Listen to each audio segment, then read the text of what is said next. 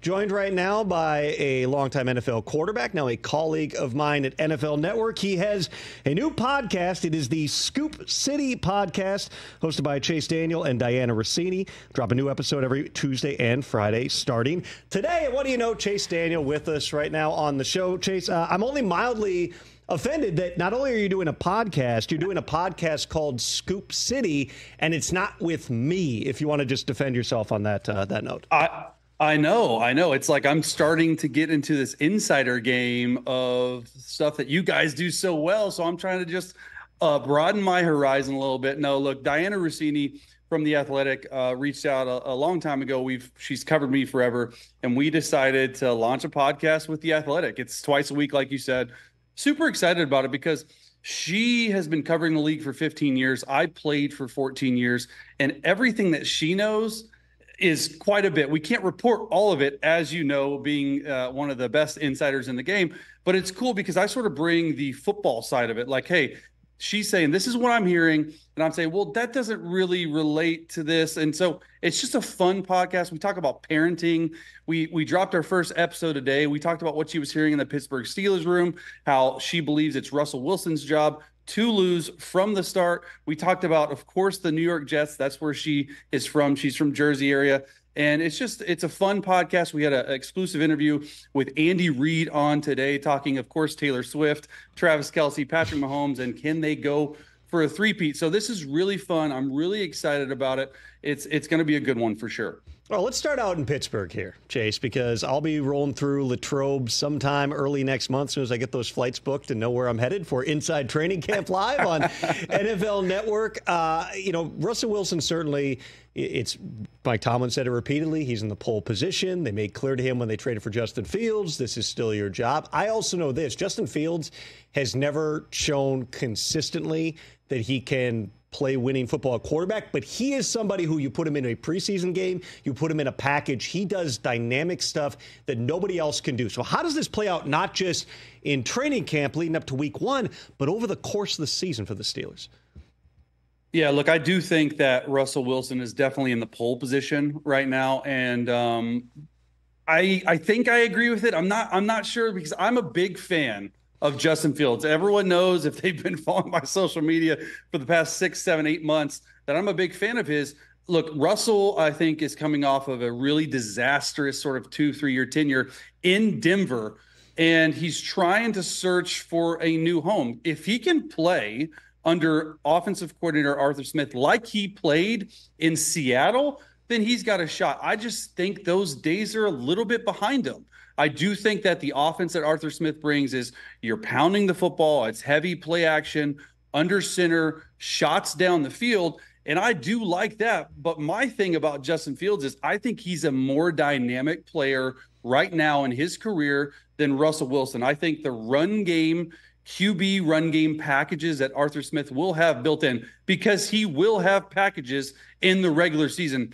I just think that it's so much more of a dynamic style offense. That, to me, screams Pittsburgh. You play defense, you win with your run game, and if you can have a quarterback do what Justin Fields can do in the run game, I just think it's a recipe for success for them. I think that eventually, probably sooner rather than later, I think Justin Fields is going to see the field a lot more than a whole lot of people probably think. When you're talking about a guy, Chase, who was dealt away for practically nothing, for a day 3 pick. He started a ton of games. He was a first-round pick. It was a prior regime, but they traded up to get Fields in the draft. You're a big fan of him. What do you see on tape that maybe he hasn't been asked to do enough? And how do you get him to be closer to a finished picture, a finished player playing the quarterback position?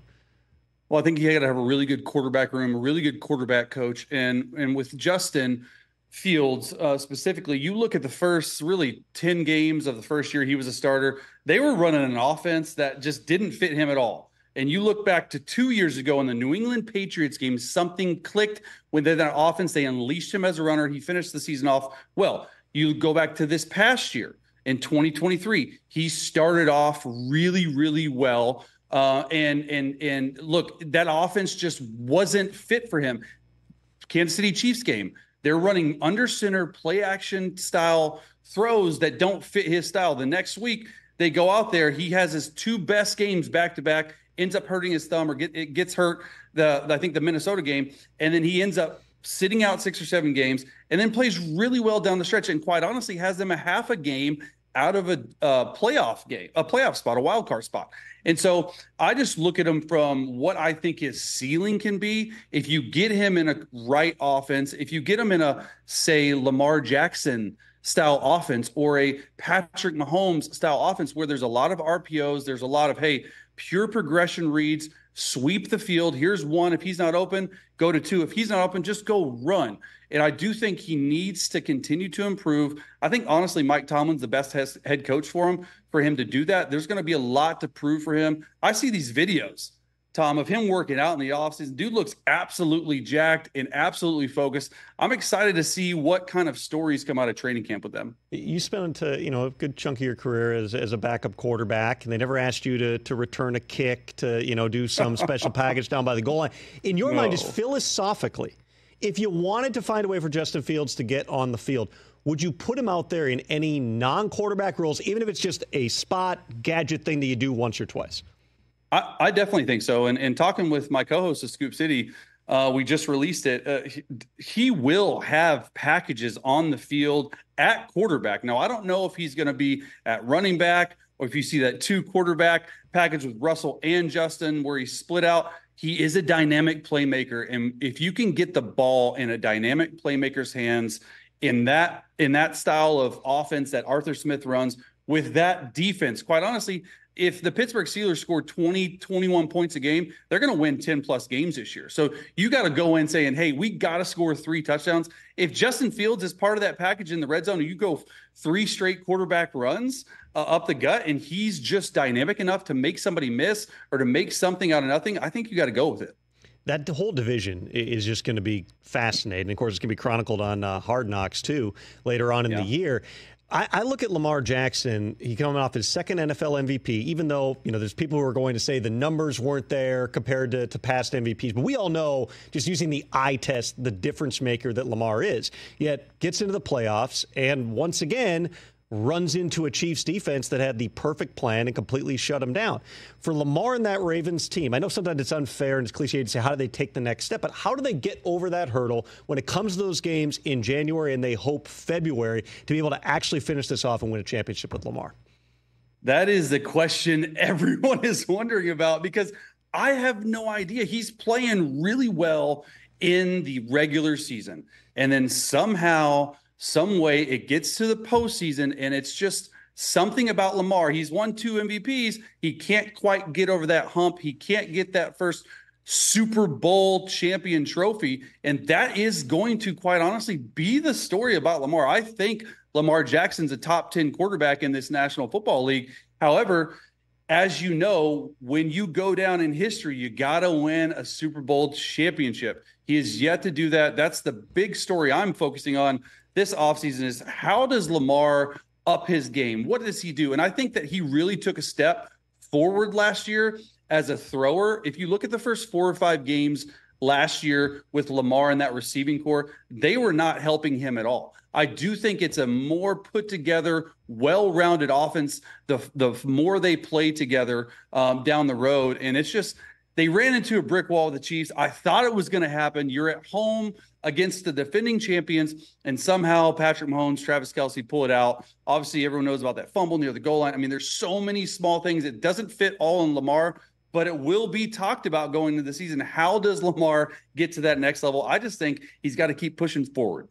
Another division I find totally fascinating is the NFC North, just because you had the Packers were as hot as any team in the league the second half of the season into the playoffs. Obviously, there's a ton of excitement right now surrounding another one of your old teams, the Bears, with Caleb Williams coming in there. You got Jared Goff, just got a big deal in Detroit. And the Vikings just drafted J.J. McCarthy to go along with Sam Darnold, and they hope they got their quarterback of the future. If you're a fan of one of these teams and you're analyzing this, what quarterback situation do you feel the best about or the worst about in that division? Not just for this year, but over the next 5 years. I mean, without a doubt, Tom, it's got to be Jordan Love and the Green Bay Packers. I mean, you look at him really the last 10 games of the year, 70% completion, 2,100 passing yards, 18 touchdowns. The biggest thing, only one interception. He took care of the football. They started out 3-3. They started it a little slow, and they got to a hump. And quite honestly, if he doesn't rush that last throw against San Francisco, there's a chance they go further into the playoffs. So I think his stock is up without a doubt. And look, I actually got a chance to work out with Jordan Love this offseason. No, I'm not coming back, Tom. You can't report that. It was just a workout because he worked out with my trainer. Yeah, something like that. He worked out with my trainer in San Diego, longtime fitness guru, Todd Durkin, who trained myself, Drew Brees, and Darren Sproles. Anyways, Jordan's fiance is a professional volleyball player here in San Diego. So I got a chance to spend some time with them this offseason. And I can just tell you, obviously, they got to pay him a lot of money. He probably seems to me more focused than anyone I've ever seen, including Drew Brees, going into a season with the unfinished look in his eye. You can see it sort of sparkle. Every single exercise he does, it's with passion, it's with purpose, and it's just really cool to get to spend some time around him. And we did play a couple basketball pickup games, very low. Don't worry, Packers fans. But I just want you to know my highlight. I'm not a very good basketball player. My highlight, I posted on my Instagram a while ago. I did a turnaround fadeaway jumper to win a 2-on-2 pickup game over Jordan Love, who's like 6'4". I'm barely 6 foot. Was one of my favorite things of all time. I let Jordan know about it, and he started laughing about it. Pretty funny. I played during when I was going to Boston College. I one time played pickup basketball against Doug Flutie right after he'd signed a new contract with the Chargers. And all I could think was my idiot buddy's guarding Flutie, and if he steps on him, he's going to break his ankle, and it's going to be a disaster. Are you thinking that in any part of your head, just going, just like take it a little bit, 5% easy on Jordan Love? We were playing like 60% speed, and that definitely came into my mind. But so that's why I had to hit him with the turnaround jumper in his face for the game. So it was cool. Another quarterback that you've done a lot of work on, I watched your tape breakdown. You do some of the best I've ever seen on YouTube, was Dak Prescott. And it was really fascinating how you kind of peeled back the layers of Dak's game throughout the course of the 2023 season. The Cowboys are now in a spot where they're making decisions for years to come. Dak can't be franchised next year. So if they don't get a deal done before the start of training camp, maybe even the start of the regular season, I think there's a good chance Dak Prescott ends up hitting the free agent market as opposed to taking a deal from Dallas next March here. If you're looking at this version of Dak Prescott, I think he's 31 years old right now. You've obviously won a lot of games with him. You've not won in the playoffs. How are you analyzing this situation? What would be your comfort level if you're Dallas Cowboys, you're Jerry Jones, about giving him what's probably going to be $60 million a year? Exactly what I was going to think. It's got to be a $60 million a year deal. And quite honestly, it's really hard to find really good quarterback play in this league. I would argue that there's 15 to 17 guys in this league, maybe less, that teams are actually really excited about, probably 10 that they're really excited about. I would put Dak Prescott in that really excited about category because he's entering year 9. He quite honestly had his best season of his career stat-wise, 4,500 passing yards, 36 touchdowns, only 9 picks, 106 quarterback rating. You can't play any better than Dak did this season. His defense down the stretch let him down a little bit. I just think that it makes all the sense in the world for the Cowboys to redo his deal. However, he's got all the leverage in the world, and it's crickets out there. You probably know more about it than I do, and that's what I thought, exactly what you said when you introduced the segment. I got to imagine that the regular season, when it starts, that's got to be Dak's timeline. He doesn't want to think. No franchise quarterback wants to think about contracts when they're trying to go and win a Super Bowl. So if Dak goes out and balls out again and they don't re-sign him, it's going to be a free agent frenzy for Dak Prescott come 2025. So let's count some of these guys. All right, you said, maybe it's 15, 17. There might only be 10 quarterbacks that people are really fired up about right now. So those names would be, you got Mahomes on that list. You got Josh Allen on that list. Jordan Love is probably there. Caleb Williams, even though he hasn't played a game, I would certainly think belongs on that list. Aaron Rodgers, probably still safely in that category. Who are some of the guys that fall below the line in your mind, whether they're young players who haven't fully shown what you hope yet, or they're guys who maybe are getting toward the end of their career? Well, that's a tough question because all these quarterback lists that people like to have, it's all what you think and what you see on film. For me, you said most of the guys I see in the top 10, but a guy like, Baker Mayfield, who just got a really good deal. I think he's an excellent quarterback. Do I think guys are really excited about him? Probably not. This is just one person by name, and you just go by divisions like, the New England Patriots staff. I think they're excited about Drake May, Jacoby Brissett. They sort of settled there, in my opinion. So you can go on, and I don't want to call it too many quarterbacks by name, but it's just an interesting list that I think when you look, and my whole reason behind that comment was that you actually go into the front office and talk with executives, and they'll say, we have our franchise quarterback. We are set for years to come. I think there's probably 10. I think that's fair, too. And that's the danger in all this is you see some of the quarterbacks even who have gotten extensions in this offseason. Obviously, the Jaguars are big believers in Trevor Lawrence. But has Trevor Lawrence shown that he can consistently play at a championship level? I don't know that. You're obviously betting on the upside, right? You're betting this guy is still a young player. He's going to get better and better here. But you've seen some up and down in his play. Another one that I think you have to look at here just because of his career trajectory has been very unique on a lot of levels is Tua. And we talk about you got to pay Dak, you got to pay Jordan Love. Yeah. With Tua Tagovailoa, I thought that deal was going to get done back in the spring. But obviously, Trevor Lawrence now suddenly matches Joe Burrow at $55 a year. There's a very fair argument from his agent, from Tua's agent, that this thing's now got to be upwards of $55 here. If you're the Dolphins, you've seen him play at a really high level since Mike McDaniel got there. You have Tyreek Hill coming out and saying, hey, he should be paid as one of the highest paid guys. If you're sitting there in Chris Greer's seat and Mike McDaniel, are you paying Tua Tagovailoa, let's call it $57 million a year on a long-term contract to be your franchise guy? And that's probably, Tom, why he hasn't signed yet, because I know that number for Tua and his camp, they want to be in the mid-50s. And quite honestly, I don't know if the Dolphins have even offered him above mid to high 40s per year. And it's just an interesting situation, specifically because Tua is an absolute perfect fit for Mike McDaniel and Frank Smith down here, the offensive coordinator of Miami, for that offense. Now, you look at the trajectory, he definitely had his best year, but look at the weapons around him. I'm not saying he's not a great quarterback. Do I think he's a top 10 quarterback right now? No. Do I think the system really helps him? Yes. But do I think he makes the system as well? Yes. That's the dynamic that Chris Greer down there in Miami and Mike McDaniel, they have to work through that. Are they better off keeping Tua on a 3 to 4 year deal than going out and having to start all over? Probably. Are they having sticker shock at $55 to $57 million a year? Yeah, I would rather pay Jordan Love that. Quite honestly, I think Jordan Love deserves $55, $56, $57 million.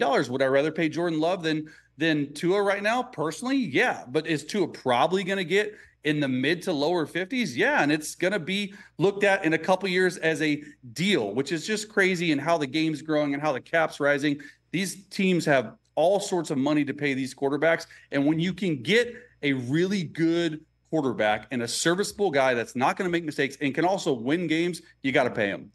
It's also, I think, just a function of the unique nature of the quarterback position, where there's plenty of other positions where you go, you know what, you don't take our best offer right now, we'll tag you, and then we can tag you again. You have the right to do that with quarterbacks. We've seen it play out for guys like Kirk Cousins and Dak Prescott. Sure. But if you're not a special type of guy like Dak, who's willing to bet on himself and a former fourth-round pick and all that, it can create an awkward dynamic. You already have Tua not doing 11 on 11 through the course of the spring. If you let him play it out and then you tag him next year, you're probably not seeing him around. A lot of times, and I've talked with teams about this before, you can make the intellectual argument, hey, this is a guy that we don't know, especially if it's a mobile quarterback. We don't know how long his career is going to be. Let's just let him play it out, then tag him twice. But then the other side, it's, but then that's sitting in the back of his head, and it creates this distraction. Teams generally decide to pay that position early, and this is one of the decisions going to have to be made. Last thing for you, Chase, before I let you go, really appreciate you being here.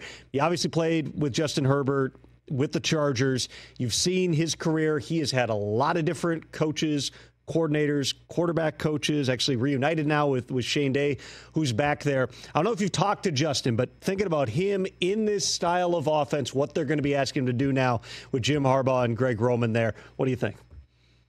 Well, look, we had him on another one of my podcasts earlier this season with the 33rd team and Trey Wingo, and he doesn't talk a lot, but I guess he likes me because he decided to come on. We had about a 45-minute conversation, and he just seems a lot more relaxed, a lot more comfortable. Just maybe it's that $250 million deal that he got where he's like, I am the franchise. He feels good about it. But I do think it's a welcome change to have Coach Harbaugh in his room. And he was really excited about the opportunity to work with Greg Roman specifically. Everyone knows Greg Roman from those running days with Colin Kaepernick, Lamar Jackson. I do think that they are going to pound the football on the ground.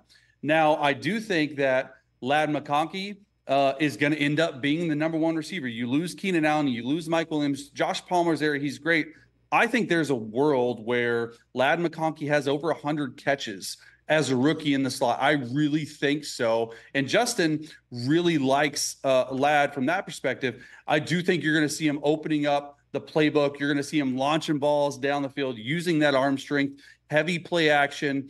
And I do think that eventually he's going to have to win a game with his arm, and just talking to him specifically about that, he's excited about the opportunity because Jim Harbaugh's won everywhere he's been, and Justin's ready for this season. A lot of people counting them out. I think he's got something to prove. I think he's got that mentality. One of the nicest human beings I've ever met, but when he gets focused on something, you better watch out. As soon as you said over 100 catches for Ladd McConkey, I glanced at Chris Brockman, and of course he was making this face, and now I think he's actually on FanDuel, seeing what kind of odds he can get on that. I would do it. Just saying. That particular prop. You never know.